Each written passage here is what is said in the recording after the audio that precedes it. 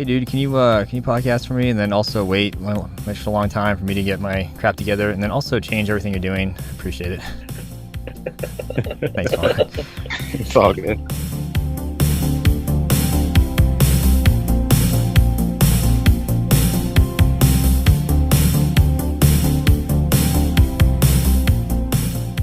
Hello everyone and welcome to another episode of the Dodgeball Podcast. In this episode, we are basically covering the South Open and COED tournament that took place this past weekend. So this is part 2 of episode 10.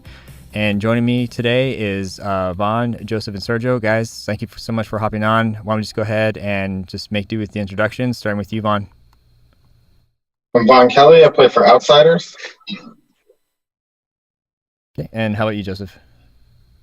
Joseph Chincarini, and I'm playing with Wrecking Balls.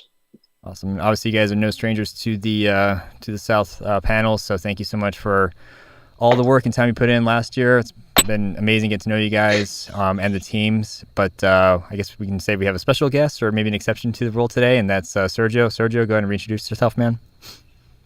Hello, my name is Sergio, and I'm the captain of Southern Revolver. Awesome.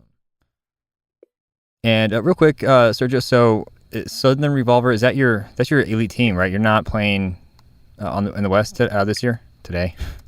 Yeah, that's correct. I'm solely committed to the South this year. Okay, cool. So you're pretty much like an honorary South member. Is that fair to say, Joseph and Vaughn? Have you accepted him yet? He's been here for a couple of times, different tournaments and stuff. So yeah, I'd say he's honorary.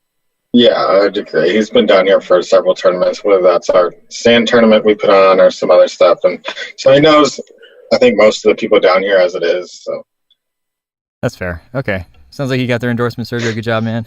Always the ambassador of dodgeball. All right, well, I definitely want to talk about Southern Revolver, but just right out the gates, let's talk about some of the bigger differences that took place, this round versus, round 3. And starting with you, Vaughn, I guess just on a high level perspective, what would you say your biggest takeaway is in terms of how the teams looked, how the players looked, how the South looks versus last year? I'd say the South as a whole looks up. There's some new teams, mostly comprising of existing players that came from Rage or Carbon or some of the other teams that broke up that form new teams. So it's a lot of new teams, but not necessarily a lot of new faces.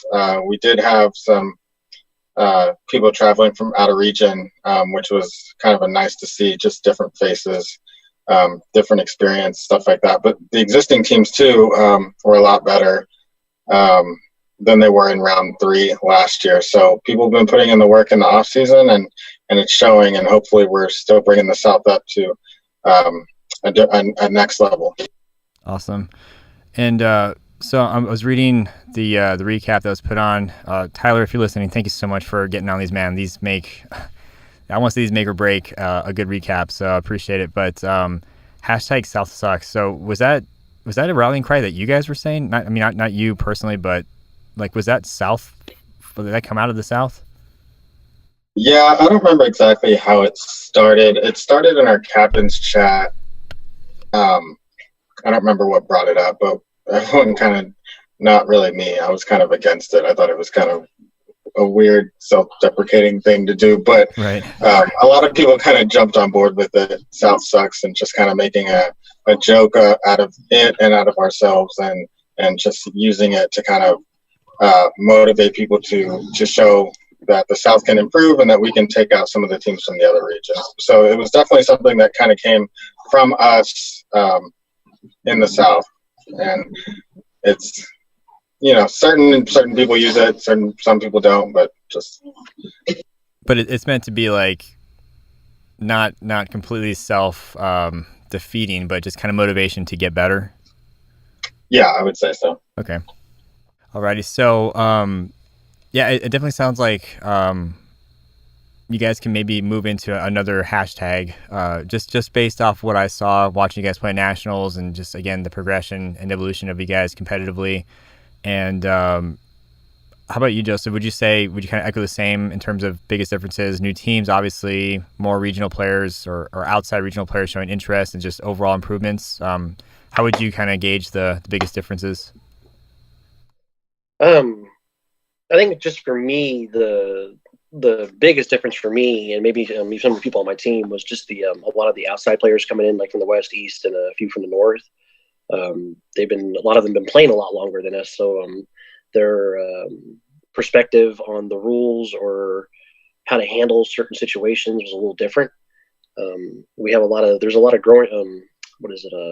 Still a learning curve. We have some of the newer teams we have in the South. They're still getting used to the rules. I mean, they can take and pass the test, but being able to really understand and visually see things happening, and it's a little bit of a slow turn. There was also just a couple of situations that came up just during some of the play. Like I know there was one with Sergio's team where there was a question of certain things that had happened, but it's like a learning curve. So, and I know some of them were getting used to the way things are kind of done here, and then we're getting used to them, but it wasn't like a bad thing. It was a lot of fun having them there. It actually brings everybody's experience level up.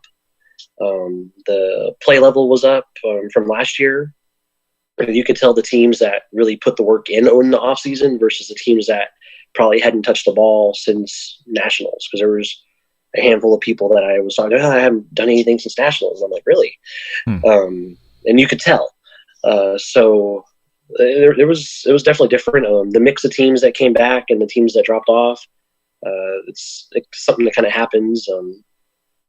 But other than that, it was a great tournament, and we had a lot of fun. So awesome. I don't know if I got everything you needed, but yeah, no, that's good. And I wanted to kind of touch back on the outsiders. So you guys took fourth in overall nationally, right? Is that correct, Mon? In So open, fourth or I fifth? think we were seventh, and we Seventh. were fifth in COED Nosting. Okay. Yeah, I might have to revisit that, but I mean that's a pretty, I don't want to say loud entrance, but that's definitely establishing yourselves as a pretty solid region, especially when you look at some of the rosters for like Team USA and Showdown, and just definitely making your guys' names known. And then to kind of piggyback off of what Joseph was saying, just it's cool to see more players, or hear rather more players are like saying, oh, I practice all the time, versus, oh, I haven't played since nationals, and just kind of seeing that evolve. And so your perspective is probably going to be different, but I guess what would you say you've noticed for round one, just overall from your experience with the South? Well, I will say I watched like a lot of South videos. Like I want to say close to 20 hours worth of videos between Frenchie's YouTube page and various other team pages. I will say that the South, some of the teams were a little more aggressive as far as play style, which was great. I didn't see a lot of teams sitting back. But otherwise, yeah, you could see that what I saw like in tape leading up to it versus what I actually witnessed, there was definitely an increase in play level. Nice. And kind of a weird question, Joseph, I'm going to throw your way, just because you mentioned understanding the rules a little bit, maybe a little bit more. Kind of what Sergio said about the South playing more aggressively. Do you think that might have been because rules are being comprehended better, or do you think it's just, okay, we've seen this before, we've had several regional tournaments now, we understand what's going on, we can play our style, or what would you attribute to that? I mean, I don't know. I mean, I know I've heard people say like my team's probably one of the more aggressive ones, and can kind of be a little wild sometimes. But like with Ascension, they're actually pretty aggressive as well. They're very I don't know if that's got anything to do with understanding the rules any better or not, but I think it's just something here. We're just aggressive. I don't know if there's any rhyme or reason for that. I mean, I would even say some of the guys on Outsiders, I would say, can not like they're gonna get in your face or anything, but when they can want to go after you or attack you or anything like that, like, it's like, oh wow. So it's just something that's here.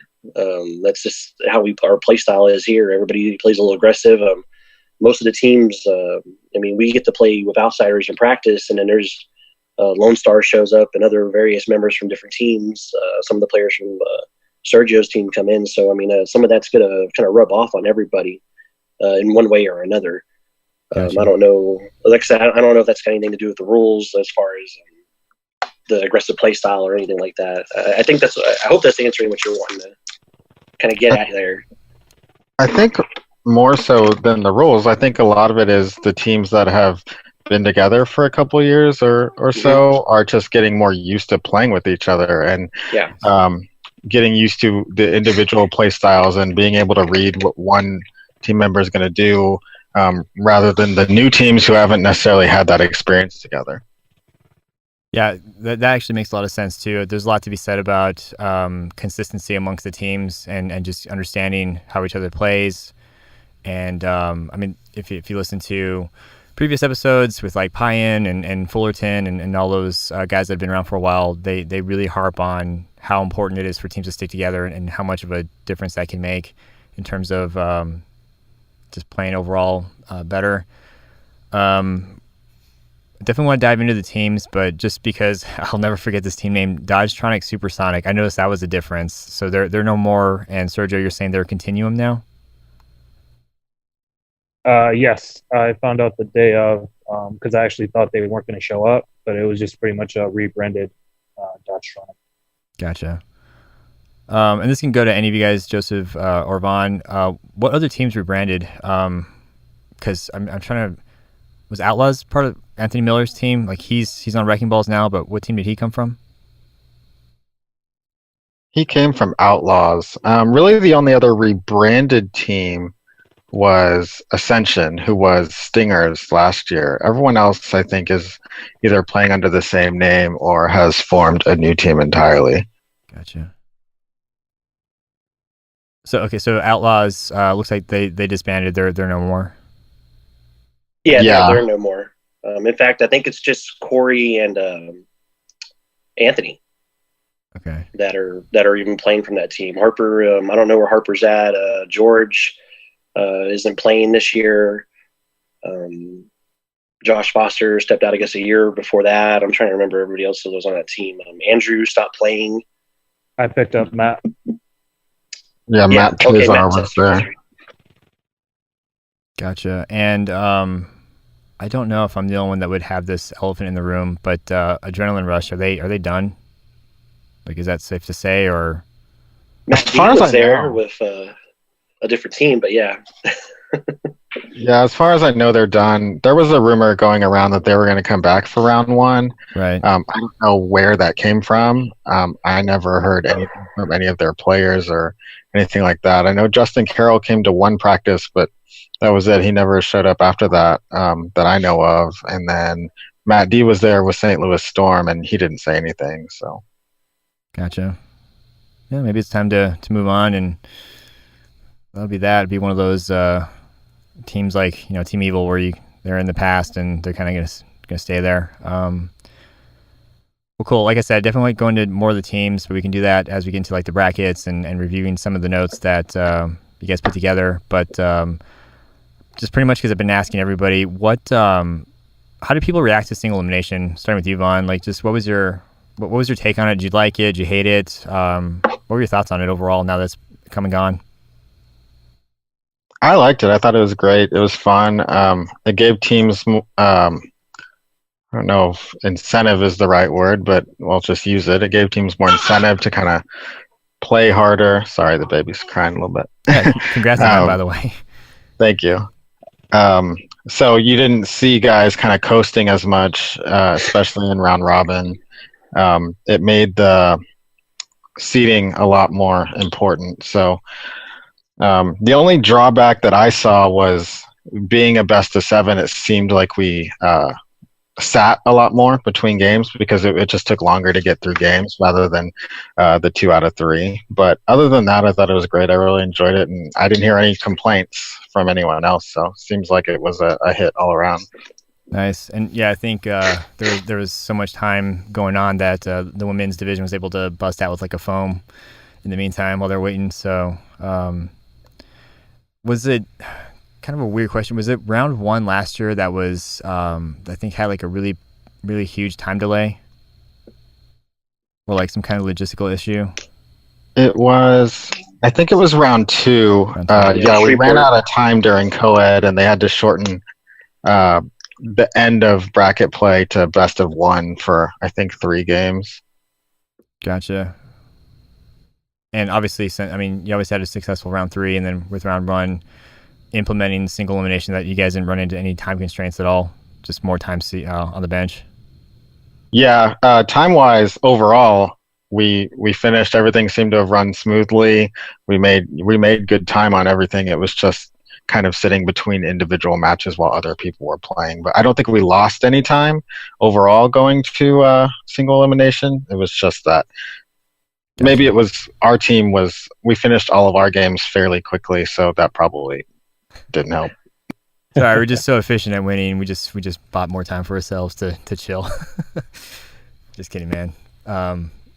Did you get more like motivation time or not motivation, meditation time, or is that what you do like before the games?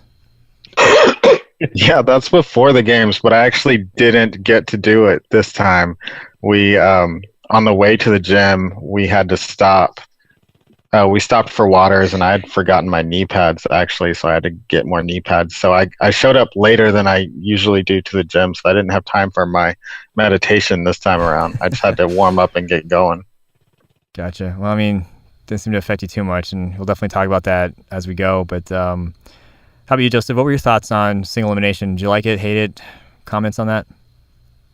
I liked it personally because sometimes, especially coming into the elimination rounds in the past, we've especially we wind up sitting a lot for whatever reason in the previous rounds or the previous years. We've always seemed to sat a lot, especially coming from round robin. You sit to get the bracket kind of going, and then we either have a bye the first round or we play the first round. So, and then we would sit for whatever reason. This one I kind of liked because usually what happens, what I'm saying is when we sit, we end up taking a loss sometimes. So it's kind of like we end up kind of burning ourselves, and then we have to kind of fight our way through the loser bracket. This actually gave us an opportunity to stay in it and actually get warm, get hot, get rolling with it. It's like Vaughn said, there's an opportunity to come back. Gotcha. So, I mean, I liked it. I think the team kind of liked it. It was definitely a different factor, but I don't feel like I feel like I played a lot more dodgeball than I ever normally play. Yeah, it's again, you probably set your watch to what I'm going to say at this point, but again, my first foray into single elimination was Dodgeball Tribune, and I thought immediately when it was announced we were going to do singles, like, well, that's a lot of dodgeball lost, but I feel like that was not the case. I feel like we got to play more, as a matter of fact, and kind of like you said, like even if we were cold, the first game or two, we still had that chance to come back and kind of get into our rhythm before we, unfortunately suffered like a two and out by getting caught flat-footed. How about you, Sergio? What were your thoughts on single? At first, I thought I was going to hate it, but I don't know. It's just because I don't know if it's because of how mentally I just go into every game or what. But for a tournament, it did make everything go by faster. But for me, it felt like I don't like it. I don't hate it. I played every game the same way. Gotcha. And did you have you played in a single elimination tournament prior to this one? Other than like some charity tournaments out here in LA that have single elimination, never in like a competitive setting. Gotcha. And that's why I asked that team, is just because it used to be like single elimination was like it was like a bad word. Like it would just be like, oh yeah, this is the true sign of a organization that does not know what they're doing, because it's just such a loss of time. But it seems overall, I mean, I don't think throughout all these recaps, a single panelist has expressed disinterest or did not like this. So kudos to the board for making that decision and moving forward with it. And it'll be interesting to see how it goes for rounds 2 through 3. If I can second something on what Vaughn said about the seating portion, that actually it feels like it's a lot more important now, because if I know of Outsiders, I think you guys only maybe lost one game in a round robin or something, or one match in a round robin. But for everybody else, it's like you can kind of pay attention and like, okay, who won how many games or matches, who did this, who did that. So it's like, you're going to wind up in a different bracket, because I'm actually watching dodgeball footage from this weekend because I'm trying to get the stats done. And I'm sitting there like, one of the games we should have won put us, basically where we had to play St. Louis and then Outsiders right after that. But if we had won this match, we probably wouldn't have had to go out against Outsiders right away. So it's definitely, you can not necessarily manipulate it, but you can definitely pay attention a little bit more. So definitely a little bit more important with the seeding compared to having a double limb where you can you can lose a match and then fight your way back. Yeah, for sure. Yeah, and echoing kind of what some of the other recaps have said, like I think it does help show, who the better team is over a best of 7. You won't have like a fluky thing happen where someone loses 2 games in a row and then they're sent down and have to fight their way back or whatever. Anything can happen kind of in a best of 3. You can have a double out or a triple out and then your team's kind of screwed and then you have to fight your way back, or you're eliminated if you're already in the losers bracket. And this way it kind of ensures that over a longer set of time, like the better team is going to win. So yeah, I mean, you can only, was it lightning only strikes once type of thing, or it's like you can only get so lucky. Yeah, sure, maybe you caught a crazy triple out or double catch, or maybe the refs blew a really bad call, and a lot of teams will attribute whatever BS to losing that 2 out of 3. But if you beat a team 4 times, even if the score does go back and forth, it clearly shows who deserved that win. And I think that's what I like the most is, like I was saying earlier, you get it if you get caught flat-footed. You can compose your team, you can get yourselves squared away and come out on top. There's still time and room for that to happen.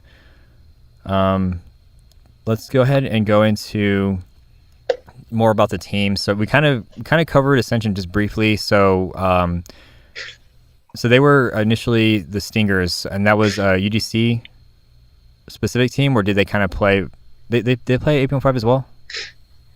It was a couple of UDC teams that kind of merged. I don't think they ever played UDC as Stingers, but most of the guys came from Toon Squad, which I think everyone is pretty familiar with. They've been around for a while. Okay. And as far as it's not that I want to call anybody out, but are there any big names that we should know about? So, like, I'm looking at your notes, Sergio, and you're saying, so Matt Giovinco, was he initially on this team? I believe he was only on that team for round 1, and I do know that he lives right by a majority of the players in Tampa. So he sort of serves as like their pseudo coach when it comes to their scrimmages. Okay. And I do know that Kim was in round 1, but has later joined Outsiders. Yeah, definitely. You're talking about like for last season, though, right? Yeah, last season. Okay. Let's see. Yeah, Ascension came out actually really strong this season. They were really strong last season, but this year they're even better. Trey Fatzinger in particular was killing people during the tournament. He was, every time I turned around, he was just taking out multiple guys in the game. He didn't play as well last year because he was recovering from a torn ACL, I think it was. He had a pretty big injury, so he wasn't able to throw as hard and wasn't able to move as much. But it seems like he's fully recovered, and he was just killing it out there for Ascension.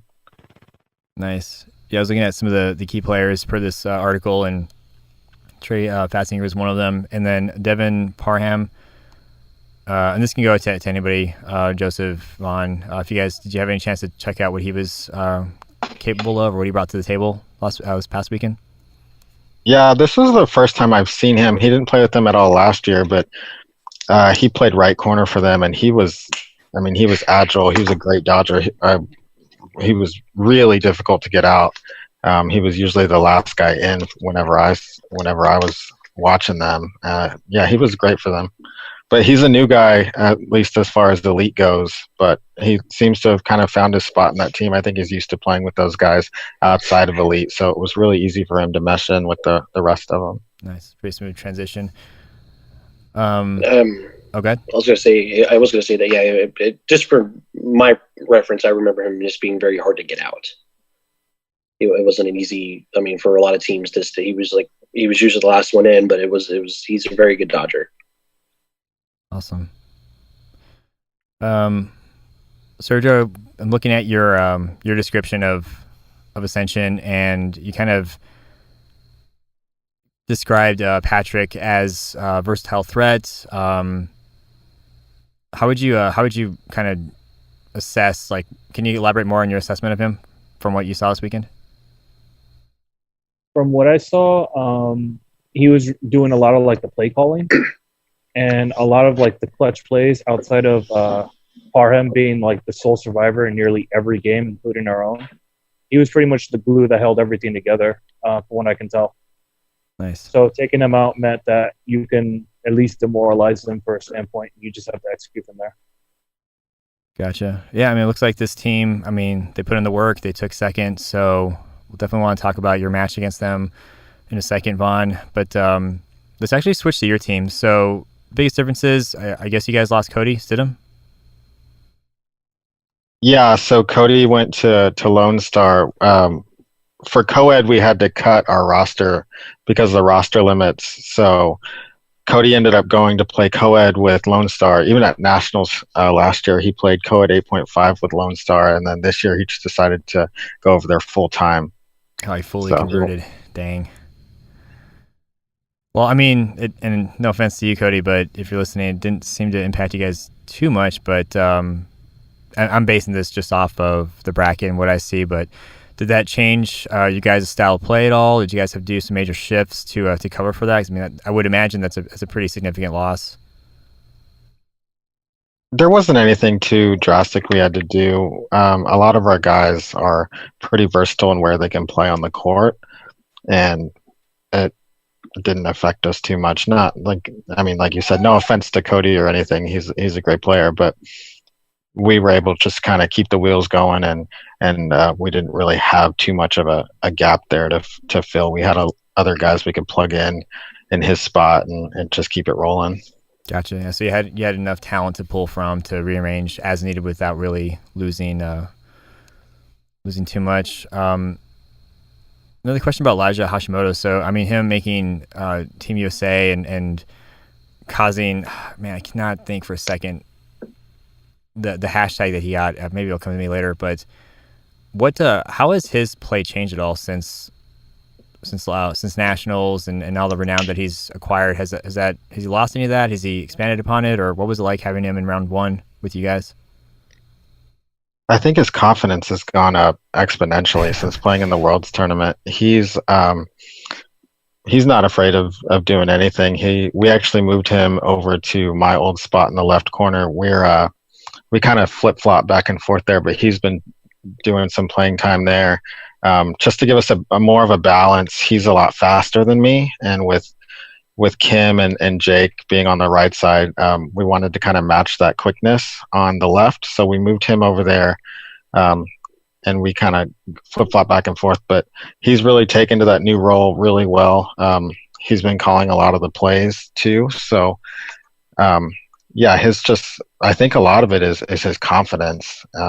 He's always had the talent and the skills, and now he's got the mental part of it going. So he's busting out. Everyone saw it at the Worlds tournament, and they're going to see it more with our elite team.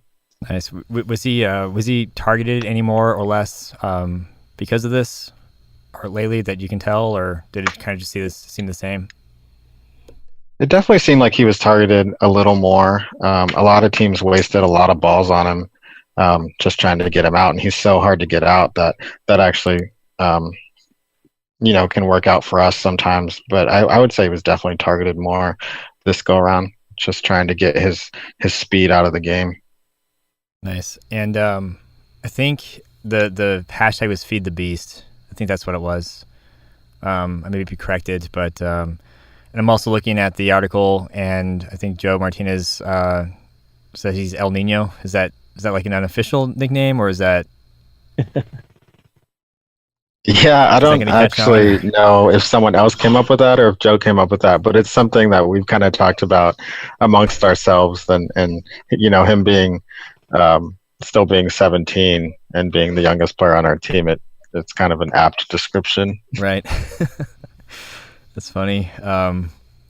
Somehow I just feel like that's suiting. Like you said, he's like 12 years old, so why wouldn't he have a nickname like that? And has this impacted Mike at all? Like, I know just because when I interviewed, they were just constantly talking smack to each other, and I know that that's what they do. But has that elevated his game at all, or does he feel like he's in a shadow, or is he just? I mean, because he made top 4 in Showdown. So how has that impacted him? I mean, they still talk smack to each other. I don't think it's impacted him too much. I think that their play styles are so different that there's really not much. There's like a sibling rivalry there, but there's not a rivalry for, positioning on the court or anything like that. Mikey's more suited to playing kind of the 8.5 style, I think, with his catching and his arm strength.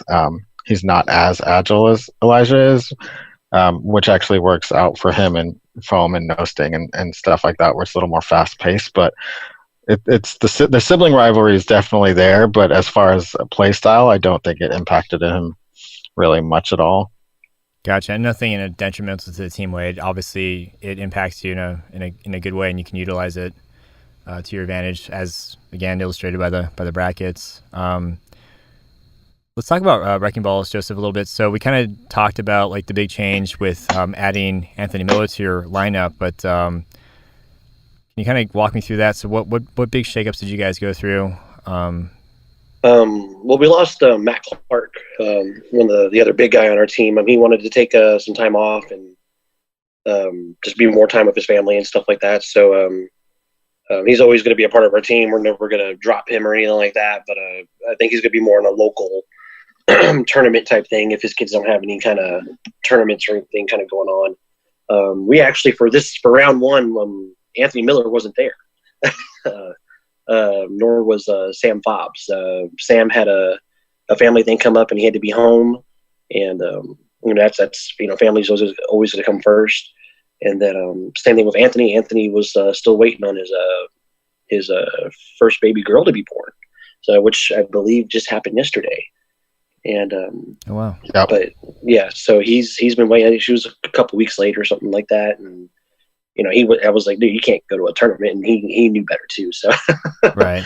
No matter how much family you got around, you got to be home. So I know he wanted to play, but he needed to be home too. So so we didn't have Anthony or Sam for this tournament. So this is the first time we just had 6 guys. We didn't have any extra subs, anything else kind of going on, because usually we carry a full roster.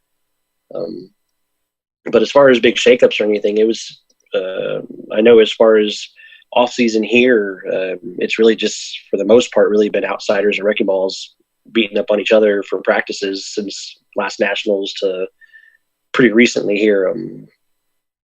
That it's really, just a lot of practice, a lot of work put in. So I don't know about any real shakeups or anything with the team. Trying to improve our team. Anthony definitely brings some different experiences, helping us out to organize ourselves, things like that.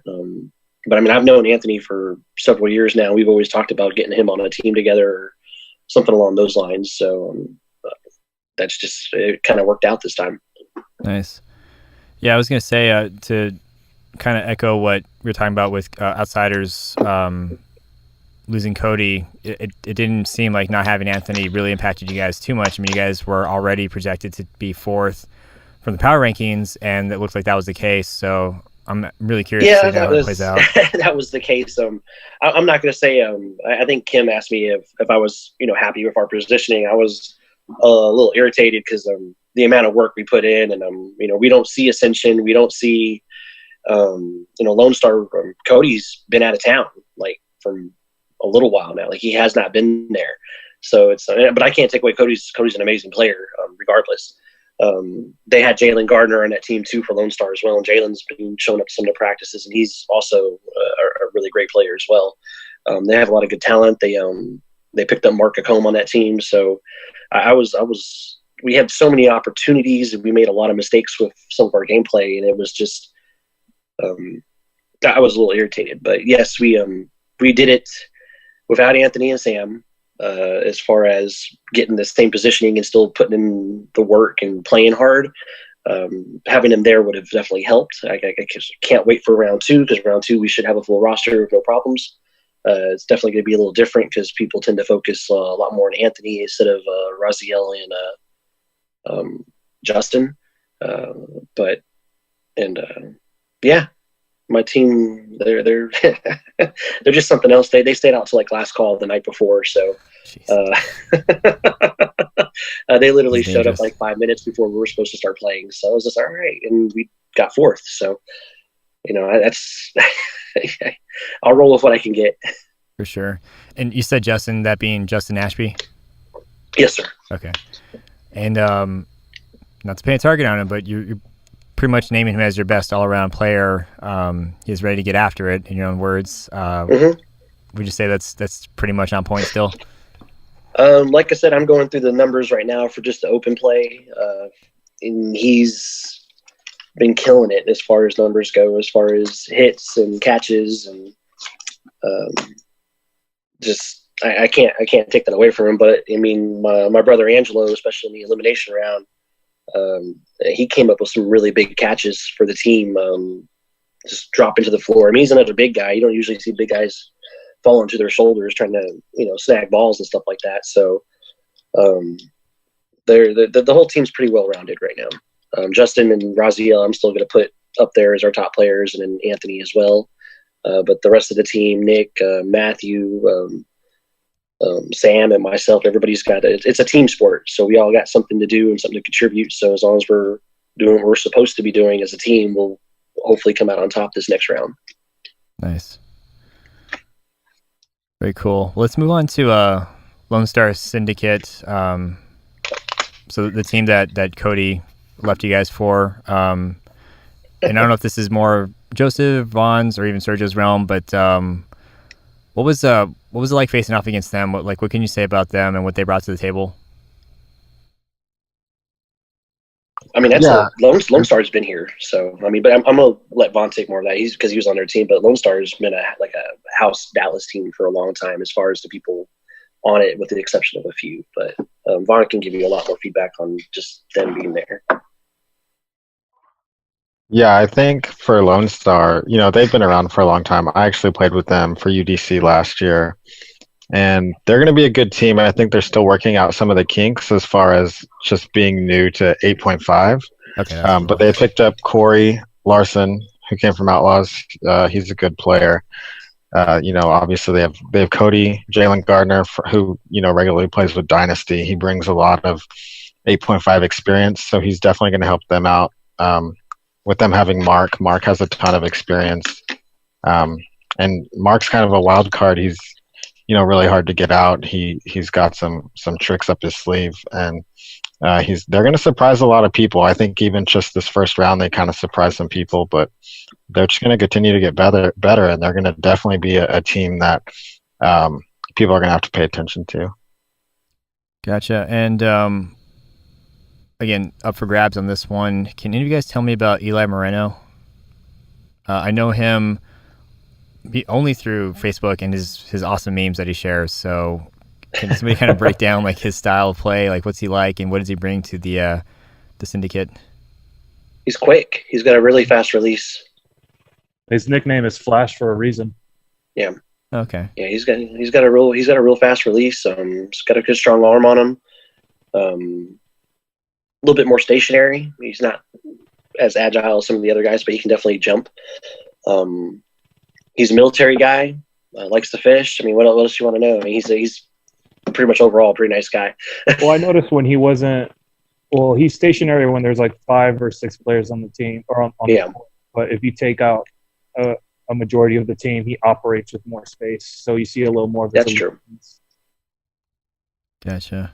And Corey Larson, that's another name I recognize, but can you guys kind of break down just your take on Corey him? was on A-Rush a long time ago. That's why I know the name. Okay. He's one of the I don't know if he's like a founding member or whatever, but I mean they all went to the same high school, and then he moved away, came back, and then since then he was on Outlaws last 2 seasons, and then before that he was on another team. I can't remember the name of it, but it was a mix of like Anthony Impulse. and George. Yeah, Impulse. Yeah. Gotcha. So he's I don't want to say he's an OG, but he's been around for a minute. Being that he's been on Adrenaline Rush, he would have to have been around for at least a couple years. Mm-hmm. Very cool. The only other team, because we definitely want to focus on them when we go to the brackets, but one of the teams I just wanted to call out based on the notes, and part of why you're here, Sergio, Southern Revolver. Let's talk about your team for a little bit. So we know who you are.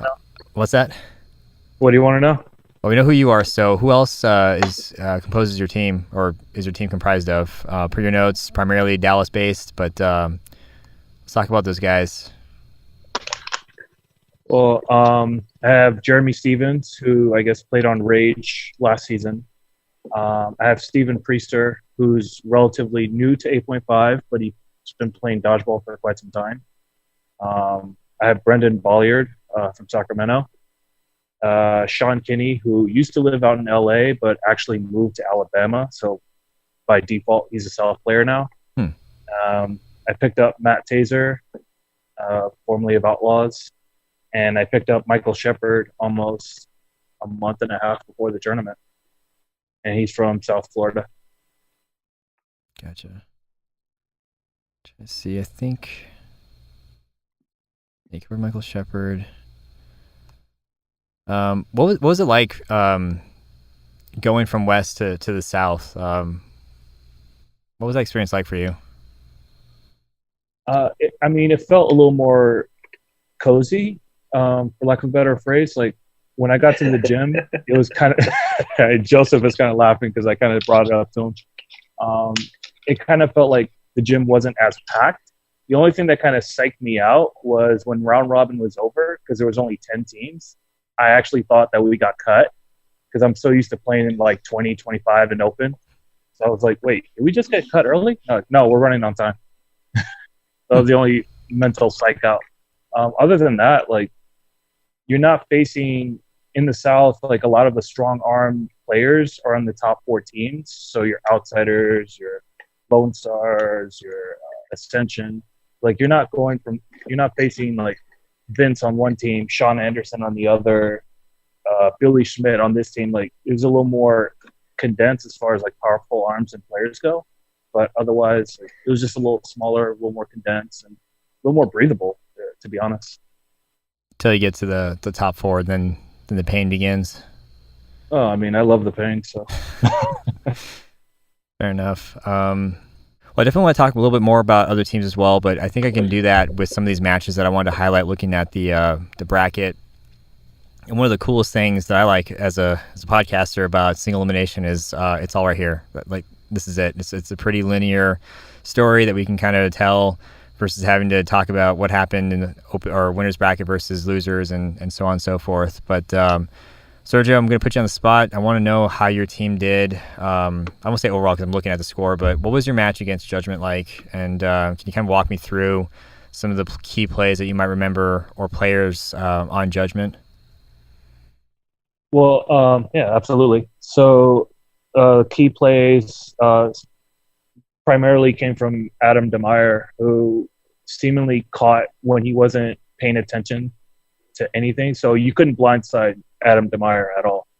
You know, if he wasn't paying attention, it was a guaranteed catch. But if he was paying attention to whoever was throwing at him, he would just fumble that, which defies all logic, even just thinking about it, comprehending it, and living through it. But we dropped the first 2 games to them in 2 close matchups. But then once we realized, okay, we got to just play our blueprint, but make sure that we maintain eye contact with him when throwing, we took the next 2 after that, and we felt kind of confident in doing so. But they also made several adjustments as far as taking out our key players in the blueprint involved early on and then grinding it down. because if you see here, we lost to them in 6 games? Yeah, we lost to them in 6 games, and a couple catches on our end would have changed the outcome, or in the very least forced a game 7, which we wanted. But at the same time, we kind of wanted to avoid a game 7 because that just meant playing straight away and not having any break in between.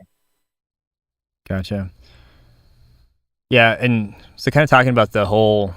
No offense, I'm not trying to beat up on you at all by any means, but you mentioned you were down 2-0, then you're kind of able to regroup and kind of battle it out, but then in the end, judgment prevailed. That kind of alludes to what we're talking about with the deliberate wins, because it could have been 2-0, and then you guys would have been just completely out versus having a chance to kind of stay in the fight and keep pushing for that win.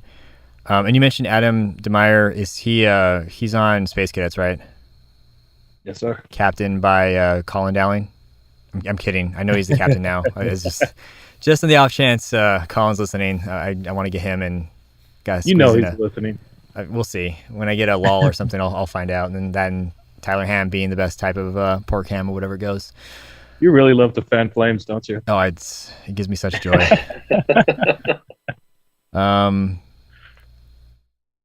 So let's go to Wrecking Ballz and St. Louis Storm. Joseph, you had mentioned that was it Matt D was on St. Louis Storm, formerly from Adrenaline Rush. What was it like playing against him and his team? It was a little different because last time we faced off with Matt, he was flight killing the crap out of us, and really wasn't the case this time. I'm assuming that's because of the rule. But he's still like a real formidable a threat out there. He's quick. He's got a ton of knowledge behind him. I didn't know his team that well. I don't know all the guys on that team, but there was quite a few of them that were very, very good. They could get away from the ball. They could dodge. They could throw. A few of them could catch pretty well. So they weren't like an easy team to pick off or anything. They actually beat us in the round robin. Playing them earlier, and then in the elimination bracket, like I said, we went the full distance with them to game 7, and it was just 1-for-1 until we finally caught up on them. So it was a really exciting game. I think Justin had a catch like with his feet that managed to roll and get clear. Of course, it was just one of these weird ones. There was quite a few of these rolling barrel roll type catches I saw across the court just throughout the whole day, but. Trying to remember, that's there we actually have Justin got a face shot on one of the guys. He got hit like 3 times, and Justin kind of closed it out just to be on the safe side. There's a meme, or not a meme, but just on our Facebook page or whatever, a little short video running on that. But it was a really good match. It was one of those ones you walk away and you're kind of like, if anything goes bad today or whatever, at least this match was a really good match. For sure. And again, deliberate win there. Maybe some crazy catches from Justin, but it's not like he caught crazily all 4 games. So again, not out of the hat to the teams that win these best 4 of 7. Not sure if any of you guys got to see this one. I do want to double back real quick just because of how I like to fan the flames. So I saw a pretty funny meme. I think by Syndicate to Category 5, and it was. Category 5's like plan to beat Syndicate really badly, and it didn't happen. But can anybody kind of tell me about that match at all, or about that rivalry, or what's going on with those memes? I don't know about what started the memes, but the matchup was pretty intense. I will say that. The score doesn't tell the full story, but I want to say the first 2 matches were really close. No big plays in particular, just fundamentally sound dodgeball. But then the next 2 just became more of a shootout that was favorable in Syndicate's favor. Gotcha. And that's the thing is, like, I'm looking at 4-0 win, but that doesn't necessarily mean it was a steamroll. And that's like the one drawback of just staring straight at bracket is I don't see the full story. I just see the score here versus like a 4-3. Yeah, looking back, it felt like Syndicate was kind of getting a feel for what Category 5 was going to do. But then after they got the first 2 wins and they had a nice little cushion of an advantage, they just decided to go ham. Gotcha. And big names on Category 5, Clay Austin and Alex Matherney. Yeah, Alex actually, I think is he's still recovering from an injury, so he actually didn't play this round. Oh, so he wasn't even there. Bummer. No, he was taking pictures. Yeah. Gotcha. And then they lost. Did they lose anybody else? I can't remember. I know Deeks was still there.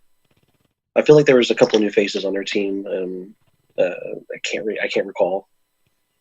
They had Jarvik last year, and he wasn't there for this round. Yeah. Jarvik. Jarvik wasn't there. Yeah. Yeah, Jarvik Tuxon. He played with Coup de Grace before Category 5 was around, and then he joined Category 5 last season. Gotcha. I was going to say the memes they started with us last year on the memes, and we've just never really responded to it. So they finally started. I think they did something to us one day, and then I think there was something like a picture of some old basketball players or something like that. Here's Category 5's new roster or something like that. And I remember that. And then I think Corey and somebody else started dropping in on it, and then they usually try to get Gamecocks in on it too. Oh, or no. something. That's a mistake. Yeah, so but yeah, they've ran it now. Corey and some of the other ones, they've been throwing stuff at each other for a while since then. So yeah, getting Gamecocks involved is like getting the Mafia involved. Like, you can't go back from that. You don't want that attention brought on you, or maybe you do. I don't know. I think it's hilarious, and I don't get offended too easily. So I enjoy some friendly banter. Still don't think you can beat the extra small condoms in Dynasty brand that Gamecocks was passing around to nationals. That was incredible. I'm sorry. If you get dealt that, you might as well come back with something heavy. You have to. You have to. You just can't take that. That's an L for the rest of the season. Yeah, that's an escalation of force requirement right there. Let's talk about the outsiders and wrecking balls. And Vaughn, you can definitely chime in here as well. But what was that match like? Looks like you took first seed, and then you took Judgment out 4-1. Any specific game plan going into the Wrecking Balls match, since I imagine you know them a little bit better or know them well? I don't know that we have a specific game plan. We're used to playing them in practice, so we're kind of well aware of what they can do and like what their individual players' skill sets are. So we just really want to make sure we don't burn too many balls on Justin and losing ball count because he's so hard to get out. And Razzie can catch. We got to make sure we're not putting a bunch of singles on him. They're a pretty counter-heavy team, so we have to be aware of, when we let a ball go, we can't just kind of slouch back. We have to be ready to catch if there's a counter coming or dodge or whatever it is. Gotcha. And I imagine just, practicing with them constantly, like you said, you don't really be like, okay, maybe you guys are going to know how to be like, okay, we know what this team's capable of doing. Let's just not play to their traps or what have you, and can adjust that way. How about you, Joseph? What was your take on that match that you can recall? It was tough. I'm not gonna lie. It was definitely a tough match during the elimination bracket. I think we managed to get maybe 1-2 games off. I don't even remember. It was 2-4. It was.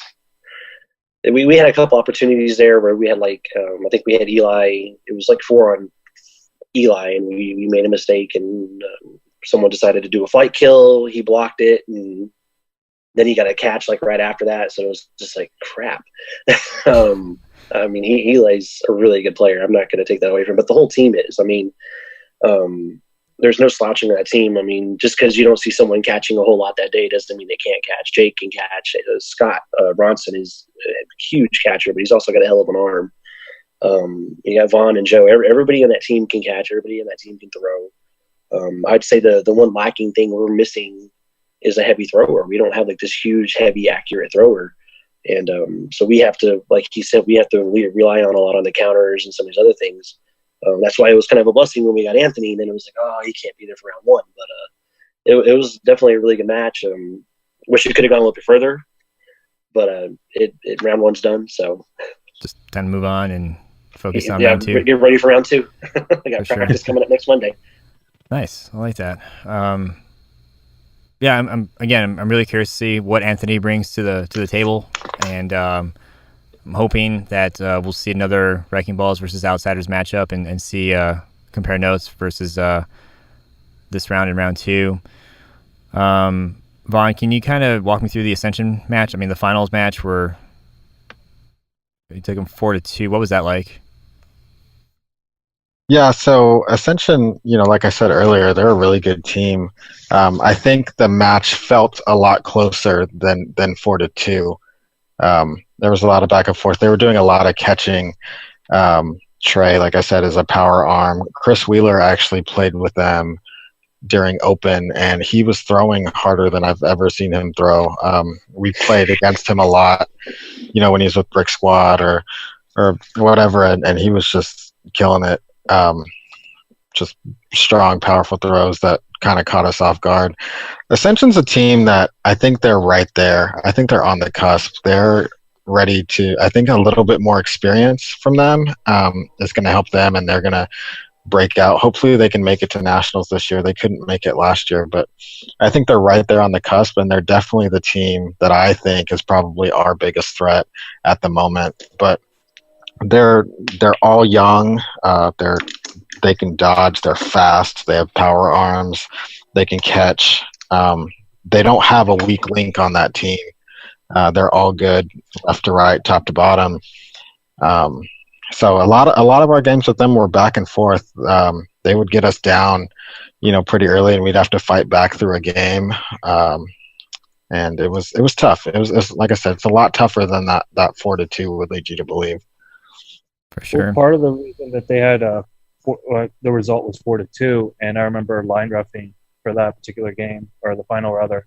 A lot of them, I guess, because they come from UDC, they stepped over the back line a little too much. Oh. So as close of a matchup as they could have been, and I had to call a few of them out, and they understood.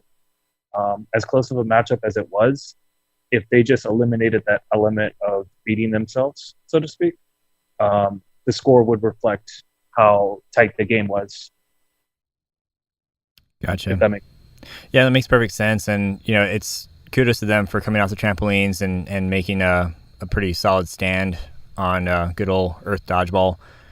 And, like I was saying with my comment about wanting to see a Wrecking Balls versus Outsiders matchup again, definitely want to see what Ascension brings to the table for rounds 2 and 3, and prospectively, years to follow. Because, again, the teams that stay consistent are the ones that are going to probably improve the most. There might be a couple of roster changes here or there, but just like Outsiders has shown, you stay together, you understand how each other works, you understand what your talent pool looks like, how you can shift, and what dynamics you can work with.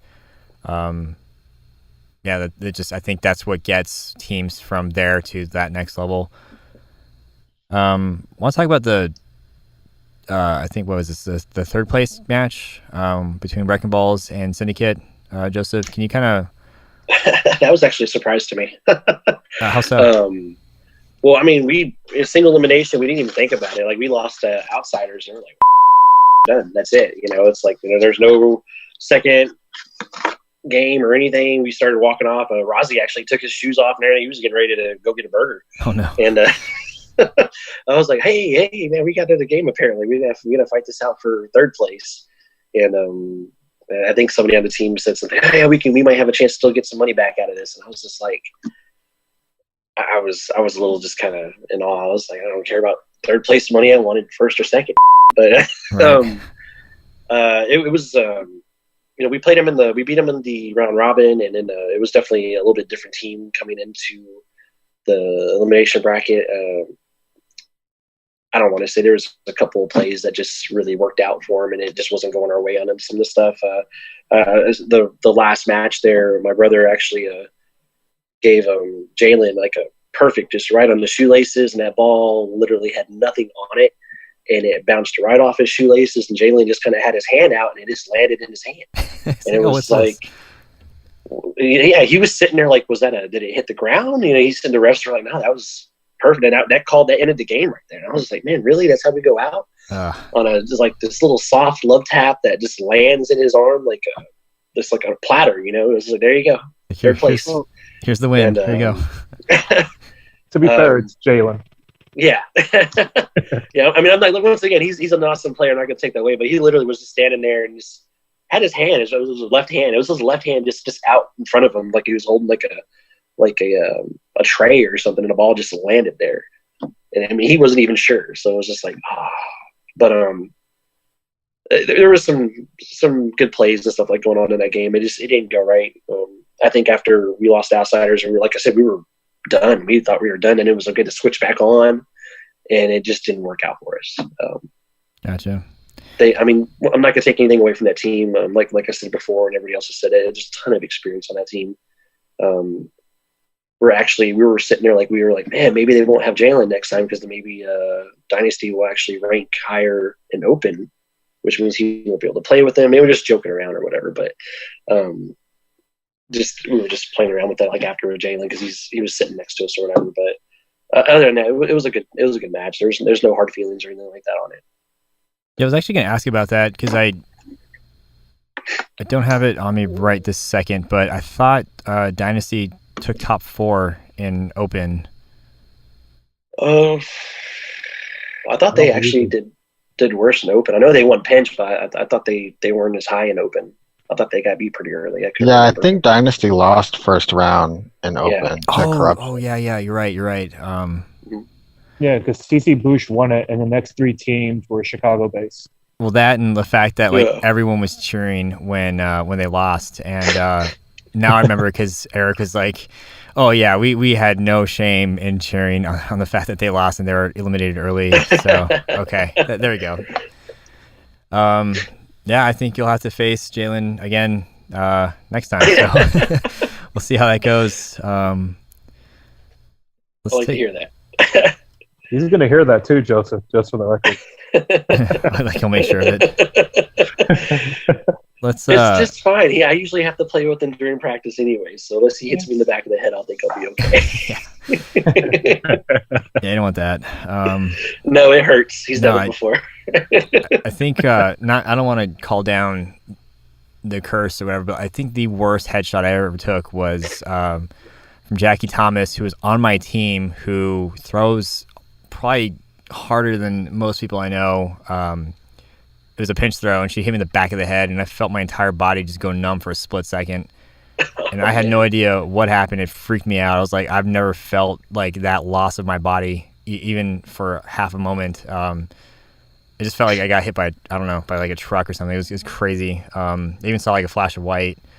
And that was back in 2006. I've obviously recovered since then, but man, that was. You still remember it? Yeah, I mean, clearly still remember. I'm not gonna forget that. I remember I was wearing jeans. I was wearing a white T-shirt with black sleeves. That was just my day to get wrecked by Jackie, no less. 5 foot nothing, 105 pound sopping wet female. So that hurt. That was brutal. But but getting hit in the back of the head is it's not good. Not good at all.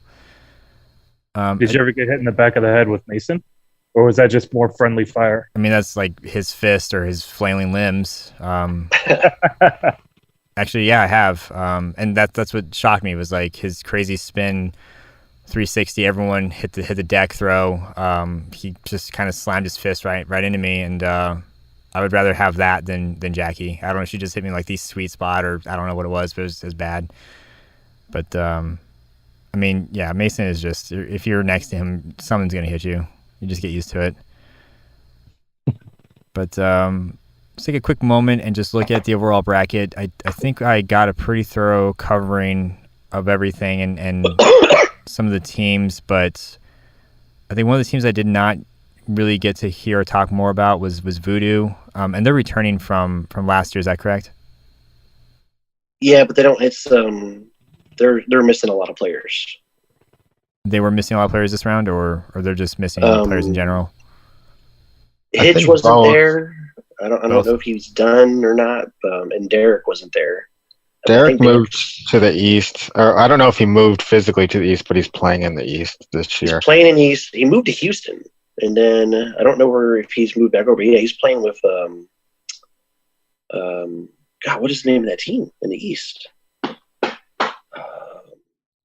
you remember what they look like or jersey? I don't remember who they are.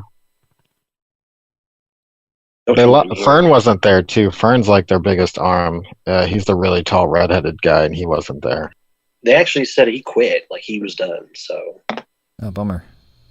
Yeah. So we'll see. we'll see if we see him again in round 2. Perhaps possibly it's kind of like maybe in question. Is that fair to say? Yeah, we'll see. Gotcha. I think the other team would have been Vendetta, and you guys can correct me if I'm wrong, but I don't know if there's too much that's known about them. Looking at the power rankings and stating that Eric Vasquez is a strong lefty.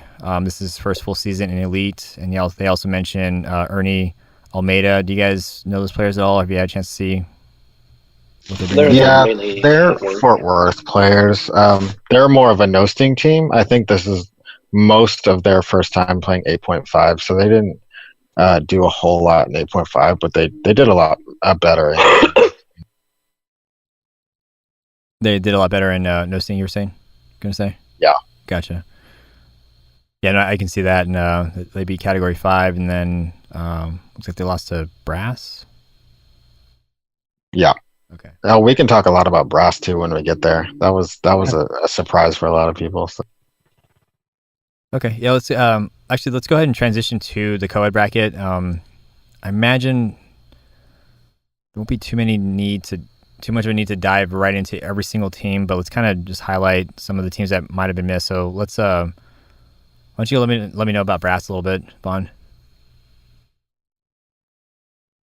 So Brass was kind of a thrown together team. So Scott Bronson, who's on our open team, played with them. They had Alfred Kwan, Jenny Hodge played with them. Oh, nice. Okay. Chris Wheeler played with them. So they were kind of pieced together. I want to say fairly late into the game, and they did really well in those things. They had a lot of fun too. You could tell that they were just having a blast out there, and it was cool. Gotcha. Yeah, I mean they made it to you guys, and you guys took them 3-1, or I'm sorry, 4-1. Yeah, it was actually 4-0. When I don't know how it got 4-1 on there, but oh, crazy. Somebody maybe they felt sorry for him, or I'm just kidding. So is with Alfred Kwan and Jenny Hodge, obviously belonging to the East, do you think this is a team that we'll see again, or maybe just a different lineup?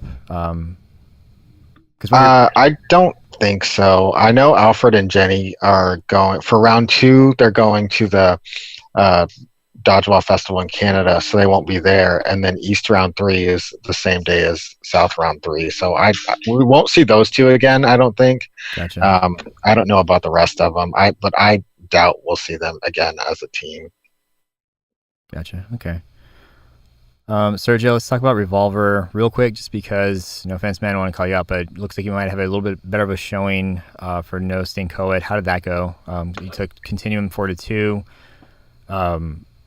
What was that like? Did you guys just like regroup after open, or can you kind of walk me through any changes you guys made? Well, the only primary thing I noticed in no sting was that everybody could throw more, as opposed to where 8.5 where it was congested between 2, maybe 3 players. And no sting, I felt like everybody on the team got comfortable. Everyone got catches. I fumbled a few, but yeah, get away with me. Just kidding. Just call yourself out. Well, I caught more in 8.5 than I did in no sting. That's fair. But, yeah, so I made up for that. But no, when we faced Continuum, we knew that no sting wasn't their ball choice, and we took advantage of the fact that if we just kept our stuff together, so to speak, we can take them apart just by the fact that there are more threats on our team in no sting versus 8.5, where if you switch the ball type, it'd be more in their favor. And yeah, that's pretty much it. Gotcha. I mean, the only thing that kind of worked against us was just getting our timing down. But keep in mind, Continuum / Dodgetronic has been together for years, and we were sort of thrown together for like the past 2 months. We did a lot of film study, but as far as playing together, our first time. Gotcha. And then looks like you ran off to go meet Ascension, who is the second seed, who unfortunately took you guys 4-0. And I'm thinking because of their UDC experience and having, being familiar with a no-sting ball, that might have worked towards their advantage, especially since they went on. to take third, looks like. And yeah, then, with that Ascension matchup, it was actually a lot closer. The main thing I noticed that they did was that well, for one, they stayed inbounds, and two, they they caught a little more. But it kept coming down to like the last 2 or 3 players of each team, and just a couple catches that were fumbled on our end. But Gotcha. we're looking to face them again for sure. Yeah, definitely. And again, my perspective, 4-0, not necessarily they steamrolled you guys, still fought every match or every game. And we kind of talked about... No, they didn't. Of course, they didn't. It wasn't like a steamroll. It even got to a point where Mark walked by and said that we were playing too slow. Oh. And the reason that they were taking their time, I want to say Trey came up to me before the matchup and it's like, we want to get that match back because the only teams that beat us all day was Outsiders and you guys, and we want to get it back. So we're gonna beat ourselves. We're gonna take it. And I was like, I love it. I love the fact that he came up to me and told that because it just added more anticipation to the matchup. Was this a round robin match or for For both. For both. Nice. We 2-0'd them in open, and we 2-1 them in COED. Gotcha. Nice. So you dented them a little bit, showed them that they could bleed, so to speak. Yeah. Gods can bleed. Exactly. I was going for that 300 reference. Looks like Voodoo kind of picked it up a little bit too. Joseph, do you remember anything from that match? Your COED match against Voodoo? Is there any? Yeah, we drug that one out as far as we could. It was what's the word? No, they played really good. I don't remember the whole roster lineup, but they were just a little bit more put together. I feel like in Nosting. I think they play Nosting as their regular ball type in New Orleans. Gotcha. I'm not gonna lie, my team was. This is the first time we've ever done COED as Wrecking Ballz. Usually the only person that even still plays COED is my brother, and the rest of us usually the last 2 seasons we hadn't done it. So it was a lot of extra dodgeball that we were not used to. In fact, I mean, like I said, most of this was a lot more dodgeball than we weren't really accustomed to. So we had a couple of guys that were being the night prior, they were out a little too late and not probably hydrated enough playing that much more dodgeball. They were a little bit more tired. Had a bunch of guys. We actually picked up Adam Demir for COED, and he's absolutely crazy. And he was picking balls up and just throwing them. But we started playing a little bit harder towards the end there. We actually finally got something together. Valerie, I believe it's Lemire, and Alicia Hung were the 2 girls we had on our team. I'm going to straight up say they were our best players by just period on our COED team. And it wasn't like, I mean, they were actually doing really good. They were both coming up with catches. Val is actually very accurate, and she's got an arm with a no-sting ball. I mean, she was closing. She was just telling me where to put, we're going to throw with this person. And she sunk one into some girl's neck. I can't remember. She was like, I want to go after a girl. I was like, okay, which one? She was like, the brunette. And I threw one high and she stuck it right in her throat. I was just like, oh, good God. And, but that Voodoo match, it was a good match. It just drug out. We were just struggling, but they beat us pretty good. For sure. And will we see, will you guys return to the COED division for round 2? Oh, yes. We're going to return to the COED division. Raziel and Justin do not play COED for whatever reason. Raziel puts everything he can to 8.5 and doesn't want to play anymore after that. Justin would probably play it, but he actually had some stitches or something like under his arm that were bothering him, so he was done. And then the Anthony loves the COED and no-sting, and then Sam does too. So we'll be back. We're gonna have a slightly different team. I don't know if Adam will be playing with us again because he is coming to round 2. Just depends what the roster looks like, and then we'll go from there. Gotcha. So maybe a little less time partying the night prior. Yeah, we'll see. Yeah, we didn't learn anything. We'll continue to do that. They'll be home, so maybe they won't go out that late. I don't know. I'm gonna maybe camp them down or something.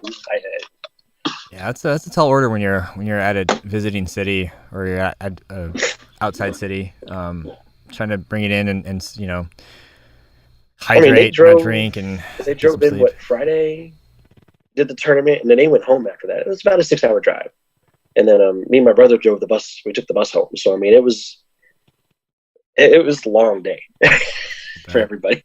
Yeah, you guys got a tour bus. No. But yeah, it was good. We'll see what happens for round 2. Awesome.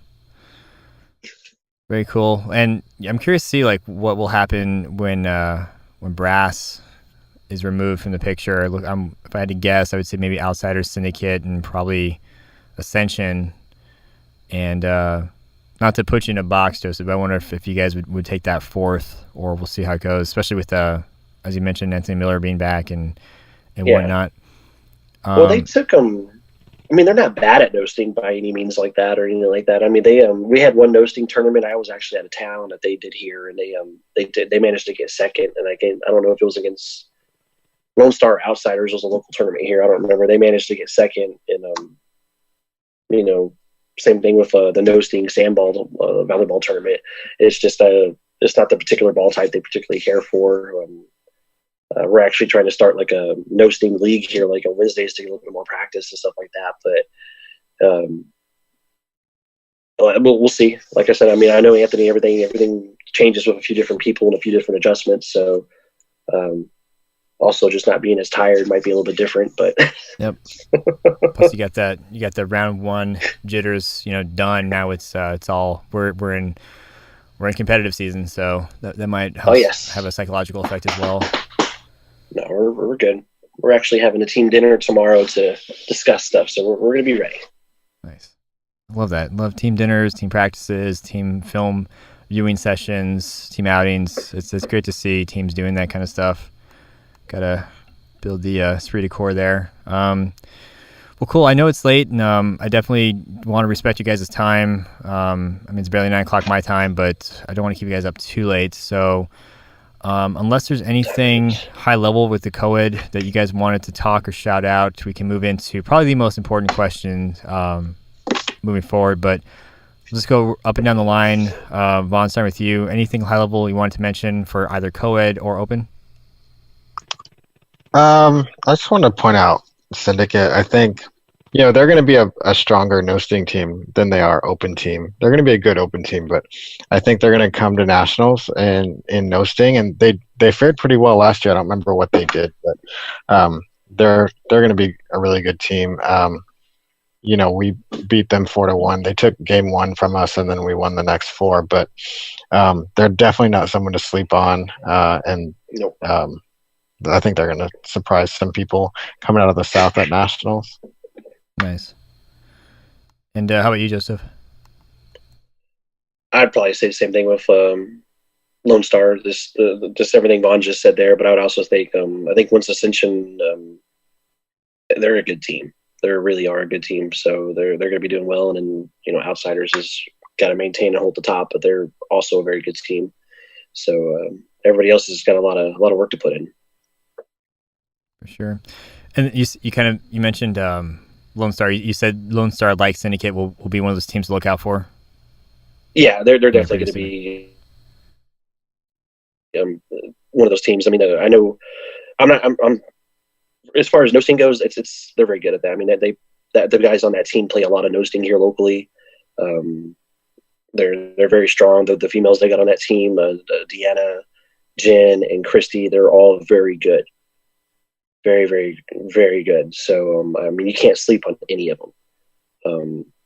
And just they're going to be up there. And then, like I said, Ascension, I don't know them that well, but just watching their gameplay and everything, they're going to be a tough team to beat.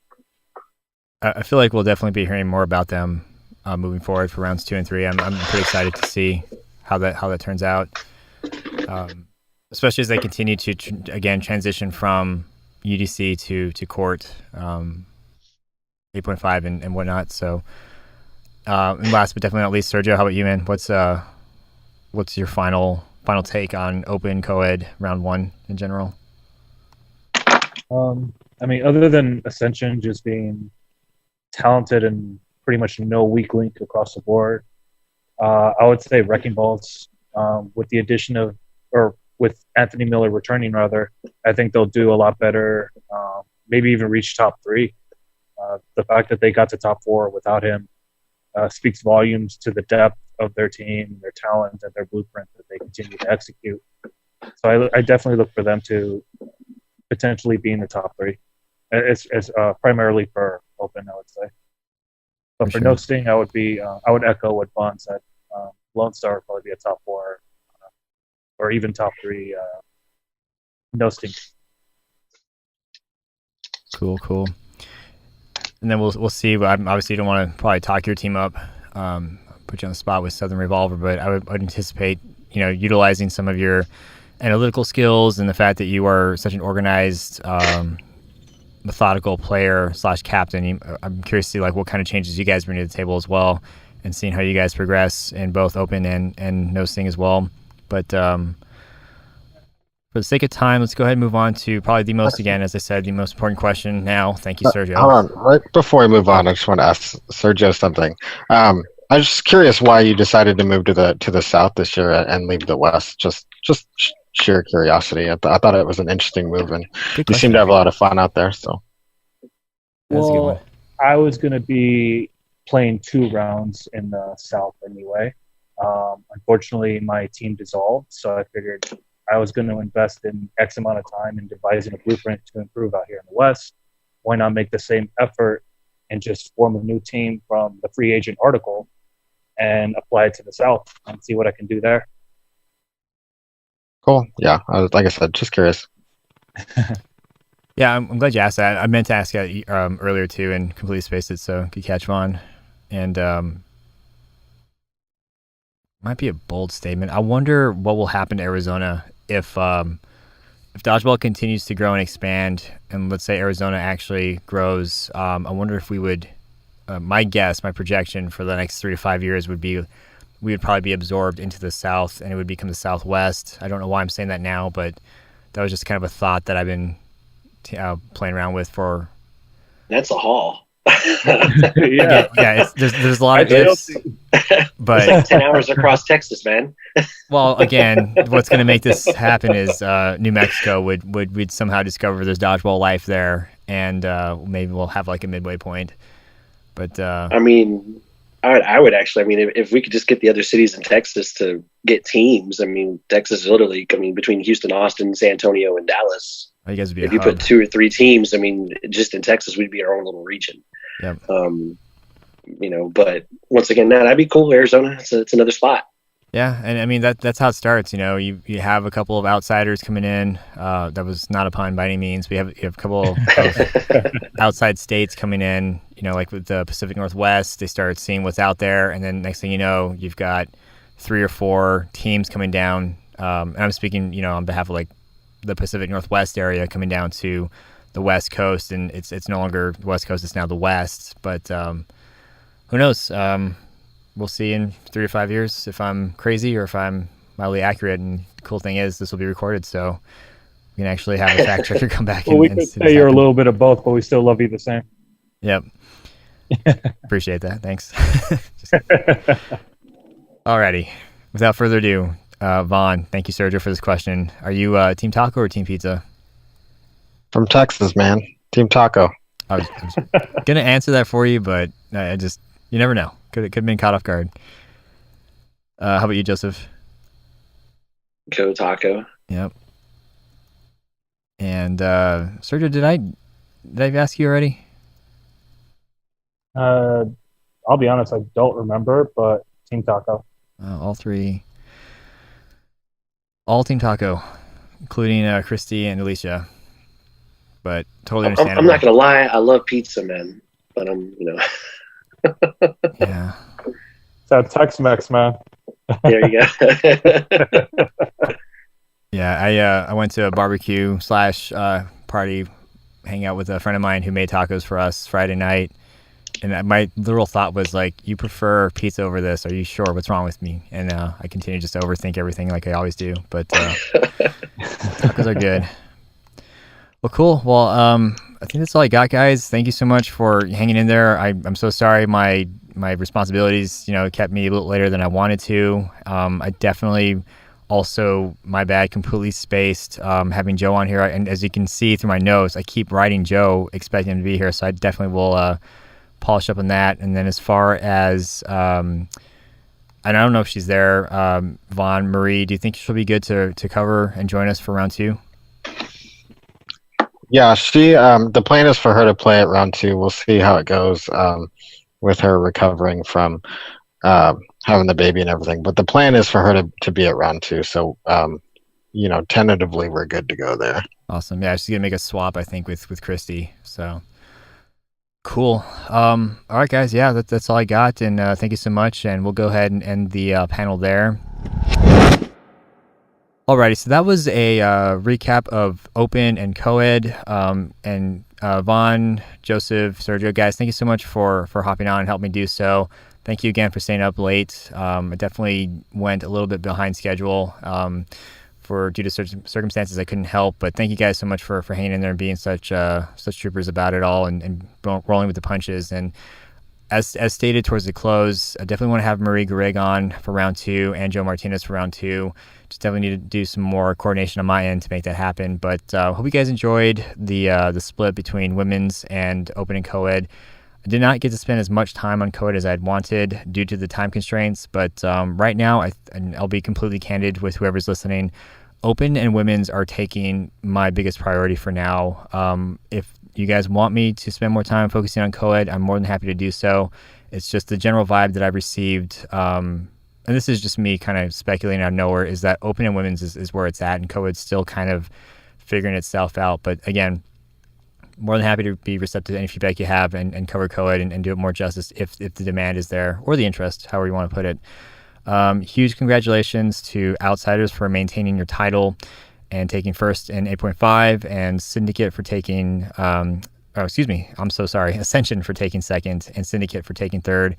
And, huge congratulations to Wrecking Ballz as well for taking fourth. It's pretty cool that you guys all collectively maintained the power rankings per Tyler's article. And also, thank you everyone that has contributed to or will contribute to in advance the articles from the Dodgeball Tribune. They are so valuable and help so much with the continuity and the ability to pull up team names and players for these recaps.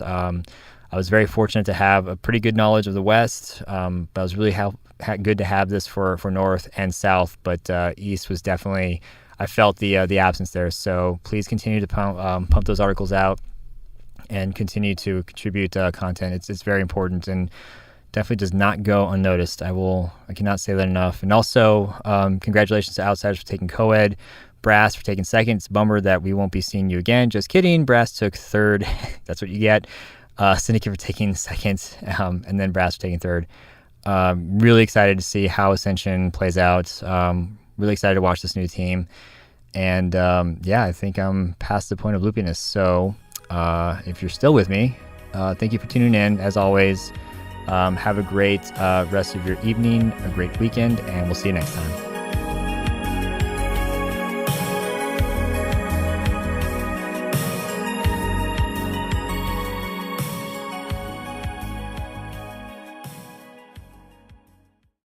Vaughn and Sergio, guys, thank you so much for hopping on, being flexible, and sticking it out to provide this. Jesus Christ, what are you saying, buddy?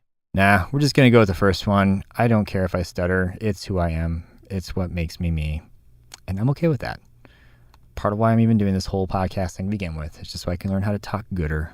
Good night.